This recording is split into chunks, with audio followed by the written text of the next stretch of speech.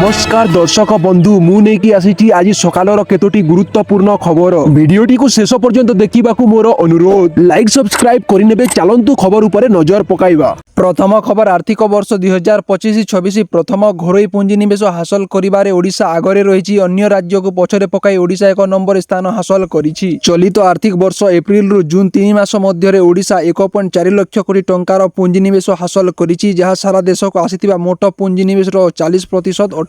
परवर्ती खबर कृषकों ପାଇଁ खुशी खबर प्रधानमंत्री किसान सम्मान निधि योजनार 20तम किस्ती एबे 18 जुलाई 2025 रे जारी हेबाकु जाउछि बोली सूचना मिलिछि। एही योजना अनुसार देशर लक्ष लक्ष कृषकों को प्रति वर्ष 6000 टंका मिले जहाको 3टी किस्ती रे बंटा जाए। परवर्ती खबर ओडिशा सरकार द्वारा आरंभ करा जायथिबा अत्यंत लोकप्रिय सुभद्रा योजना योग्य विवाहित महिला को राखी पूर्णिमा रे 9 अगस्त 2025 रे 5000 टंकार तृतीय किस्ती दिया जिवो बोली सरकार घोषणा करिसंती। ओडिशार लक्ष लक्ष महिला एक आर्थिक सुरक्षा उपहार मिलिबो जहाँ से माने निज पई व्यवहार करि पारिबे। परवर्ती खबर अवपात प्रभाव रे ओडिशा रे प्रबल वर्षा नै आईएमडी करिछि पूर्वानुमान राज्यवासी को सतर्क कले आईएमडी डीजी मृत्युंजय महापात्र। बन्या जनित स्थिति सृष्टि हेबार संभावना रहिछि अवपात जनित वर्षा बन्या बोली स्थिति आनी पारे बोली विभाग पक्षरु सतर्क करिसंती। परवर्ती खबर व्यापक धरपकड़ कारणरु राज्य रे चोरा मद कारबार प्राय 50% कमिछि परिमाण स्वरूप अबकारी राजस्व बाबद आय प्राय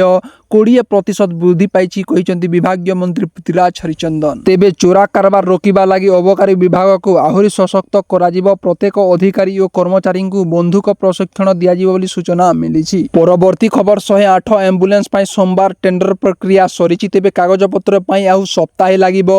टेंडर सरिबार 60 दिन रे 432 एम्बुलेंस आसीबो एनै 108 एम्बुलेंस ओडिशा मुख्य सभ्य सचिव विश्वाल सूचना दैछंती। परवर्ती खबर सीएम मोहन चरण माझी राष्ट्रपति और प्रधानमंत्री सहित राज्यर दीर्घकालीन उन्नति पथ निर्देशना विजन ओडिशा 2036-2047 उपरे आलोचना करिसंती। परवर्ती खबर ओडिशा पाणीपाग विभाग सूचना अनुसार मयूरभंज केउझर सुंदरगढ़ जिला पई ऑरेंज अलर्ट एवं अन्य जिलागुड़ी पई येलो वार्निंग सहित जुलाई 17 पर्यंत भारी तीव्र वृष्टि एवं वर्षा हेबार संभावना रहिछि बोली सूचना मिलिछि। परवर्ती खबर बालेश्वर कॉलेज छात्री आत्मदाह घटना एक छात्री निज कॉलेज शिक्षक और प्रिंसिपाल द्वारा हेउतिबा हिरासत पई आत्मदाह करिसंती।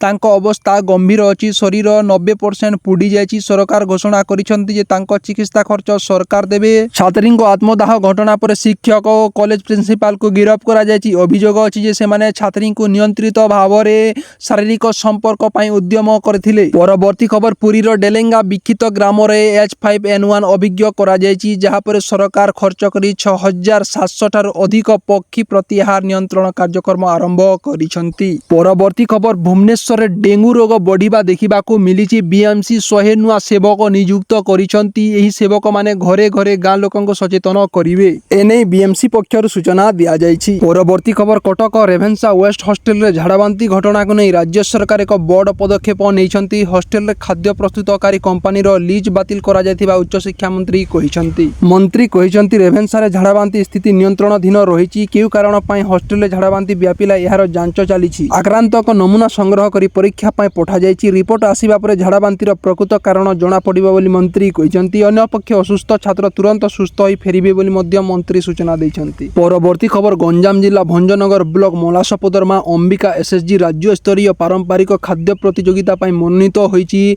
जहाकु नै भंजनगर ब्लॉक प्रशासन खुशी व्यक्त करिसंती। वीडियो भारती देवी ए वीडियो पूर्णचंद्र पाठी मां अंबिका एसएसजी ग्रुप रो समस्त सभ्यंको शुभेच्छा जणाइबा सह आगामी सफलता पई शुभकामना जना जाइछि। परवर्ती खबर बालेश्वर फकीर मोहन कॉलेज छात्री आत्महत्या उद्यम घटना नै सरकार को पीसीसी सभापति भक्त दास कोड़ा टार्गेट करिसंती। से कहिसंती कांग्रेस पक्षर घटना को नै आंदोलन करा जायछि ठीक ढंग रे घटनार तदन हेबार आवश्यकता रहिछि।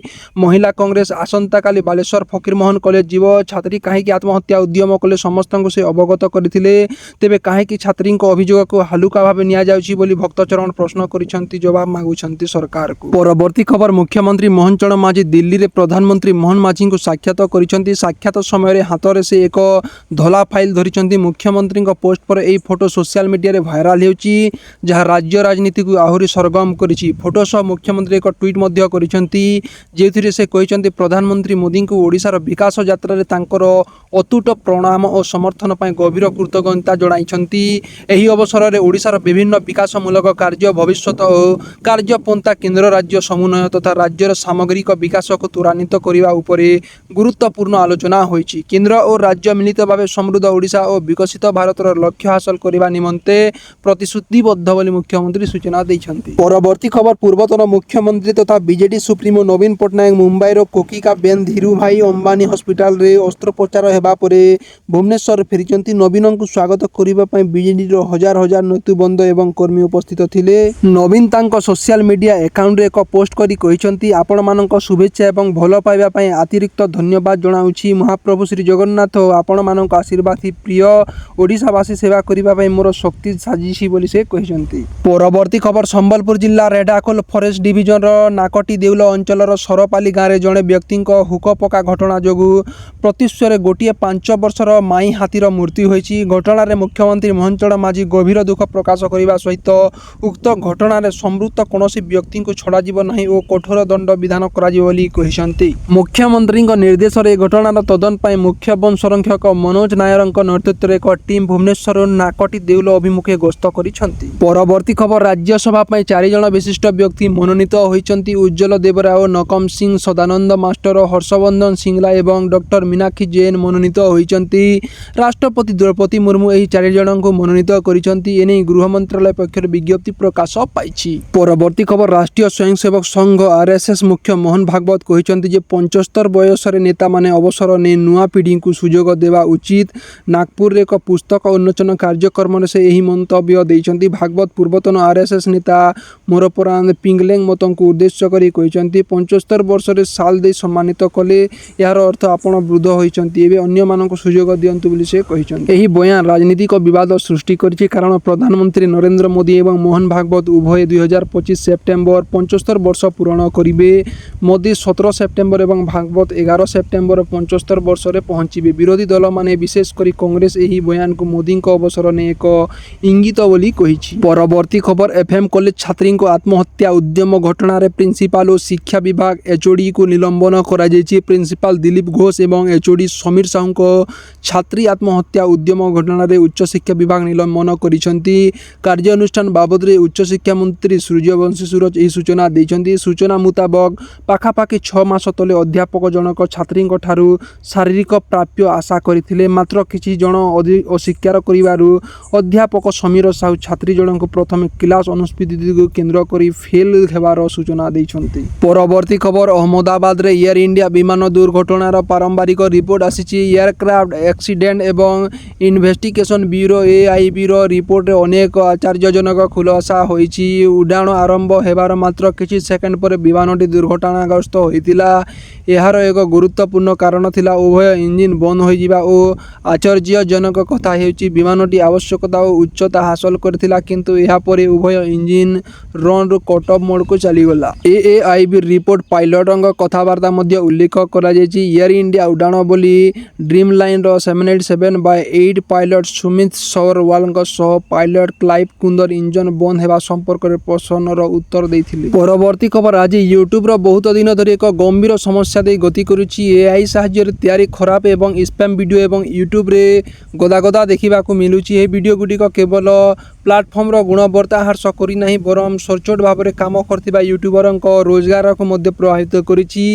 ଏବେ ୟୁଟ୍ୟୁବ ଏପରି ବିଷୟବସ୍ତୁ ଉପରେ କଠୋରତା ଦେଖାଇବାକୁ ନିଷ୍ପତ୍ତି ନେଇଛି। ଆଜି 15 ଜୁଲାଇ 2025 ଠାରୁ ୟୁଟ୍ୟୁବ ପ୍ୟାଟର୍ନ ପ୍ରୋଗ୍ରାମ YPP ପରିବର୍ତ୍ତନ କରି ନୂତନ ନିୟମ ଲାଗୁ କରିବାକୁ ଯାଉଛି। ଏହି ଅପଡେଟ୍ର ଉଦ୍ଦେଶ୍ୟ ହେଉଛି ନକଲି ଏବଂ ସହଜ ବିଷୟବସ୍ତୁକୁ ମନିଟାଇଜ ବାଦ ଦେବା ପାଇଁ ସେ କହିଛି। ଜେନେରେଟିଭ୍ ଏଆଇ ଟୁଲ୍ସ ବର୍ଦ୍ଧିତ ବ୍ୟବହାର ୟୁଟ୍ୟୁବରେ ଏଆଇ ସଲ୍ଭ ନାମକ ଏକ ନୂତନ ସମସ୍ୟା ସୃଷ୍ଟି କରିଛି। କେବଳ AI voice over stock footage କିମ୍ବା ପୂର୍ବରୁ ଥିବା କ୍ଲିପ୍ ବ୍ୟବହାର କରୁଥିବା ଭିଡ଼ିଓ ଗୁଡ଼ିକ ଦ୍ରୁତ ଗତିରେ ବ୍ୟାପିବାରେ ଲାଗିଛି। ଯଦିଓ ଏହି ଭିଡ଼ିଓ ଗୁଡ଼ିକ ମଧ୍ୟରୁ କିଛି ଲକ୍ଷ ଲକ୍ଷ ଭ୍ୟୁ ପାଉଛନ୍ତି, କିନ୍ତୁ ସେମାନଙ୍କର ମୌଳିକତା ନାହିଁ କିମ୍ବା ମାନବ ସୃଜନଶୀଳତା ନାହିଁ। ୟୁଟ୍ୟୁବ ଏବେ ଏହି ଭିଡ଼ିଓ ଗୁଡ଼ିକ ଉପରେ ଯାଞ୍ଚ କରିବାକୁ ଯାଉଛି। ଅନେକ ୟୁଟ୍ୟୁବର ଭଲ କହୁଛନ୍ତି ଯେ ଏହି ନିୟମ ଗୁଡ଼ିକ ସେମାନଙ୍କ ଭିଡ଼ିଓର ଆୟୁକୁ ପ୍ରଭାବିତ କରିବ, କିନ୍ତୁ ୟୁଟ୍ୟୁବରେ ଯୋଗାଯୋଗ ମୁଖ୍ୟ ରେନ୍ ଚିଜ୍ କହିଛି ଯେ ଏହା କେବଳ ଏକ ଛୋଟ ସ୍ପଷ୍ଟ ପରିବର୍ତ୍ତନ ଯାହାଦ୍ୱାରା ନିୟମ ଗୁଡ଼ିକୁ ଅଧିକ ସ୍ପଷ୍ଟ ଭାବରେ କାର୍ଯ୍ୟକାରୀ କରାଯାଇପାରିବ। ସେ ଏହା ମଧ୍ୟ ସ୍ପଷ୍ଟ କରିଥିଲେ ଯେ ଏହା ପ୍ରତିକ୍ରିୟା ଭିଡ଼ିଓ କିମ୍ବା ପରିବର୍ତ୍ତନକାରୀ ବିଷୟବସ୍ତୁକୁ ପ୍ରଭାବିତ କରିବ ନାହିଁ। ପରବର୍ତ୍ତୀ ଖବର କେନ୍ଦ୍ର ସରକାରଙ୍କ ପକ୍ଷରୁ 16ତମ ରୋଜଗାର ମେଲା ଦେଶର 47ଟି ସ୍ଥାନରେ ଅନୁଷ୍ଠିତ ହେବ। ପୂର୍ବତଟ ରେଳପଥ ଦ୍ୱାରା ଭୁବନେଶ୍ୱର ଚନ୍ଦ୍ରଶେଖରପୁର ସ୍ଥିତ ରେଳ ଅଡିଟୋରିୟମରେ ହେବାକୁ ଥିବା ରୋଜଗାର ମେଲାର ପ୍ରଧାନମନ୍ତ୍ରୀ ନରେନ୍ଦ୍ର ମୋଦି ଭିଡ଼ିଓ କନଫରେନ୍ସିଂରେ ଯୋଗ ଦେଇ 51,000ରୁ ଅଧିକ ନିଯୁକ୍ତି ପତ୍ର ବଣ୍ଟନ କରିବେ। ଏଥିରେ ଓଡ଼ିଶାର 200 ଆଶାୟୀଙ୍କୁ ନିଯୁକ୍ତି ପତ୍ର ମିଳିବ। କାର୍ଯ୍ୟକ୍ରମରେ କେନ୍ଦ୍ର ଶିକ୍ଷାମନ୍ତ୍ରୀ ଧର୍ମେନ୍ଦ୍ର ପ୍ରଧାନ ଯୋଗ ଦେବାର କାର୍ଯ୍ୟକ୍ରମ ରହିଛି। ସେହିପରି ପୂର୍ବତଟ ରେଳପଥର ବିଶାଖାପାଟଣା ଏବଂ ସମ୍ବଲପୁର ଡିଭିଜନରେ ମଧ୍ୟ କାର୍ଯ୍ୟକ୍ରମ ଅନୁଷ୍ଠିତ ହୋଇଛି। କେନ୍ଦ୍ର ସରକାରଙ୍କ ବିଭିନ୍ନ ମନ୍ତ୍ରାଳୟ ଓ ବିଭାଗଗୁଡ଼ିକରେ ଏହି ନିଯୁକ୍ତି ମିଳିବ। ଦେଶର ବିଭିନ୍ନ ସ୍ଥାନରୁ ମନୋନୀତ ନବନିଯୁକ୍ତମାନେ ରେଳ ମନ୍ତ୍ରାଳୟ, ସ୍ୱରାଷ୍ଟ୍ର ମନ୍ତ୍ରାଳୟ ଏବଂ ଡାକ ବିଭାଗ, ସ୍ୱାସ୍ଥ୍ୟ ଓ ପରିବାର କଲ୍ୟାଣ ମନ୍ତ୍ରାଳୟ, ଆର୍ଥିକ ସେବା ବିଭାଗ, ଶ୍ରମ ଓ କର୍ମ ନିଯୁକ୍ତି ମନ୍ତ୍ରାଳୟ ସହିତ ଅନ୍ୟାନ୍ୟ ବିଭାଗ ଓ ମନ୍ତ୍ରାଳୟରେ ଯୋଗ ଦେବେ। ପରବର୍ତ୍ତୀ ଖବର ତୃଣମୂଳ କଂଗ୍ରେସ ଟିଏମସି ଏମ୍ପି ମହୁଆ ମୈତ୍ରୀଙ୍କ ଏକ ମନ୍ତବ୍ୟକୁ ନେଇ ଓଡ଼ିଶା ରାଜସ୍ୱ ମନ୍ତ୍ରୀ ସୁରେଶ ପୂଜାରୀ ତୀବ୍ର ସମାଲୋଚନା କରିଛନ୍ତି। ପୂଜାରୀ କହିଛନ୍ତି ଯେ ମହୁଆ ତାଙ୍କ ମନ୍ତବ୍ୟର କ'ଣ କହୁଛନ୍ତି ତାହା ନିଜେ ବୁଝିପାରୁନାହାନ୍ତି। ଓଡ଼ିଆ ପୁଅଙ୍କୁ ବାହା ହୋଇଛନ୍ତି, ମାସେ ପୁରୁନି ଶ୍ୱଶୁର ଘରକୁ ଧମକ ଦେଉଛନ୍ତି। ସୂଚନା ଅନୁଯାୟୀ ମହୁଆ ଏହି ମନ୍ତବ୍ୟ ଓଡ଼ିଶାରେ ବିବାଦ ସୃଷ୍ଟି କରିଛି, ଯାହାକୁ ନେଇ ରାଜସ୍ୱ ମନ୍ତ୍ରୀ ଏହି ପ୍ରତିକ୍ରିୟା ରଖିଛନ୍ତି। ପୂଜାରୀ ଆହୁରି କହିଛନ୍ତି ଯେ ମହୁଆ ପୂର୍ବରୁ ଲୋକସଭାରୁ ବିତାଡ଼ିତ ହୋଇଥିଲେ ଏବଂ ଏବେ ସେ ଓଡ଼ିଶାକୁ ଧମକ ଦେବାର ଚେଷ୍ଟା କରୁଛନ୍ତି। ଓଡ଼ିଶା ପରିବର୍ତ୍ତେ ବେଙ୍ଗାଲ ପ୍ରତି ଦୃଷ୍ଟି ଦିଅନ୍ତୁ। ପଶ୍ଚିମବଙ୍ଗ ଏବଂ ବାଂଲାଦେଶକୁ ଭୋଟ ବୃଦ୍ଧି ପାଇଁ ଆଣୁଛି। ଓଡ଼ିଶାକୁ ବେଙ୍ଗାଲ ହେବାକୁ ଦିଆଯିବ ନାହିଁ ବୋଲି ସେ କହିଛନ୍ତି। ପରବର୍ତ୍ତୀ ଖବର ଓଡ଼ିଶା ଉଚ୍ଚଶିକ୍ଷା ବିଭାଗର ନିୟମ ଅନୁସାରେ ନୂଆପଡ଼ା ଜିଲ୍ଲା ଖଡ଼ିଆଲ ସ୍ୱୟଂଶାସିତ ମହାବିଦ୍ୟାଳୟରେ ଶୁକ୍ରବାର ଯୁକ୍ତ 3 ଓ ସ୍ନାତକୋତ୍ତର ପ୍ରଥମ ବର୍ଷ ଛାତ୍ରଛାତ୍ରୀଙ୍କ ପାଠପଢ଼ା ଆରମ୍ଭ ହୋଇଛି। ଅଧ୍ୟକ୍ଷ ପ୍ରାଧ୍ୟାପକ ପ୍ରଶାନ୍ତ କୁମାର ପଣ୍ଡା ମହାବିଦ୍ୟାଳୟର ନୀତି ନିୟମ ଓ ବିଭିନ୍ନ ସୁବିଧା ସୁଯୋଗ ଶୃଙ୍ଖଳା ବିଷୟରେ ଛାତ୍ରଛାତ୍ରୀମାନଙ୍କୁ ସୂଚନା ଦେଇଥିଲେ। ଯୁକ୍ତ 2 ଅଧ୍ୟକ୍ଷ ଡକ୍ଟର ରଣବୀର ସିଂ ଏବଂ ପରୀକ୍ଷା ନିୟନ୍ତ୍ରକ ଅଧ୍ୟାପକ ସୁନୀଲ କୁମାର ପାଢ଼ୀ, ଛାତ୍ର କଲ୍ୟାଣ ଅଧିକାରୀ ଅଧ୍ୟାପିକା ଡକ୍ଟର ଗୀତାଶ୍ରୀ ପ୍ରିୟମନ୍ଦା ଓ ଅଧ୍ୟାପିକା ବିୟୁଟି ଅଗ୍ରୱାଲ, ଅଧ୍ୟାପିକା କାଜଲ ମେହେର ପ୍ରମୁଖ ଉପସ୍ଥିତ ଥିଲେ। ପରବର୍ତ୍ତୀ ଖବର ଓଡ଼ିଶା ଗସ୍ତରେ ଆସିଛନ୍ତି କଂଗ୍ରେସ ନେତା ରାହୁଲ ଗାନ୍ଧୀ। ସ୍ୱତନ୍ତ୍ର ବିମାନର ଭୁବନେଶ୍ୱରରେ ପହଞ୍ଚିବା ପରେ ବରମୁଣ୍ଡା ପଡ଼ିଆ ସମାବେଶରେ ଜନସାଧାରଣଙ୍କୁ ସମ୍ବୋଧନ କରିଛନ୍ତି। ଏହି ସମୟରେ ଜୋରସୋରରେ ଭାଜପା ଉପରେ ବର୍ଷିଛନ୍ତି ରାହୁଲ। ଭାଜପାକୁ ଟାର୍ଗେଟ କରି ରାହୁଲ କହିଛନ୍ତି ଗରିବଙ୍କୁ ଲୁଟୁଛନ୍ତି ସରକାର। ଭାଜପା ସାରା ଦେଶର ସମ୍ବିଧାନ ଉପରେ ଆକ୍ରମଣ କରିଛନ୍ତି।